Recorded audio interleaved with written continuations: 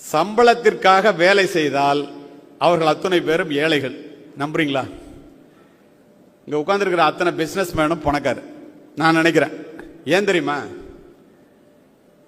பணத்தை தனக்காக வேலை செய்ய வைத்தால் அவன் பணக்காரன்.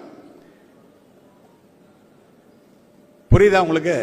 பணத்துக்காக நம்ம வேலை செஞ்சா ஏழை, பணத்தை தனக்காக வேலை செய்ய வச்சா அவன் பணக்காரன். அது என்ன பணத்தை தனக்காக வேலை செய்ய வைக்கிறது?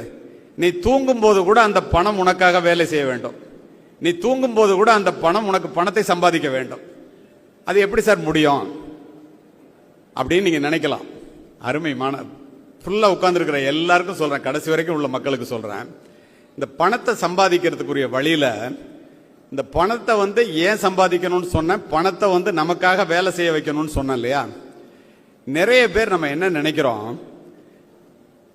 பணம் சம்பாதிக்கிறதுக்காக நம்ம என்ன செய்யறோங்கிறத விட நம்ம சம்பாதிச்ச பணம் நமக்காக என்ன செய்யுதுங்கிறது தான் முக்கியம்.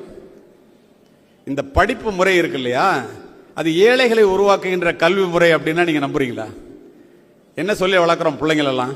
நீ நல்லா படிக்கணும், நல்ல மதிப்பெண்கள் வாங்கணும், நல்ல ஒரு பிளேஸ்மெண்ட் கிடைக்கணும், ஒரு ஆபீஸ்ல போய் வேலை பார்க்கணும், கஷ்டப்பட்டு வேலை பார்க்கணும், ப்ரமோஷன் வாங்கணும், பணக்காரனாக. அப்படின்னா இந்த நாட்டில் 199% பேர் பணக்காரனா இருக்கணும். ஆனா எவன் நடத்துறானோ அந்த கம்பெனியை, எவன் பிசினஸ் பண்றானோ அவன் மட்டும்தான் பணக்காரனா இருக்கான். ஏன்? என்ன காரணம்? அவன் பணத்தை தனக்காக வேலை செய்ய வைக்கிறான், இவன் பணத்துக்காக வேலை செய்யறான். இந்த வித்தியாசத்தை நீங்கள் புரிந்து கொள்ள வேண்டும். அது மட்டும் இல்ல, இப்போ 60 வயதிற்கு பிறகு இப்ப என்ன சம்பாதிச்சுக்கிட்டு இருந்தீங்களோ உங்களால வேலையே செய்ய முடியாம, வேலையை விட்டு பிசினஸே பண்ண முடியாம பிசினஸை விட்டுட்டா நீங்க இப்ப என்ன சம்பாதிக்கிறீங்களோ அந்த பணம் உங்களுக்கு வர்ற மாதிரி சம்பாதிக்கின்ற பணத்தை தனக்கு வருமானம் வரக்கூடிய முதலீடுகளில் எவன் ஒருவன் சேமித்துக் கொண்டே வருகிறானோ அவன் செல்வந்தராவதை யாராலும் தடுக்க முடியாது. ஆனா இன்னைக்கு பணம் எவ்வளவு வருதோ அதை அப்படியே செலவு பண்ணிட்டு மீதி சேர்க்கலாம்னு நினைச்சா எவனாலையும் பணக்காரனாக முடியாது.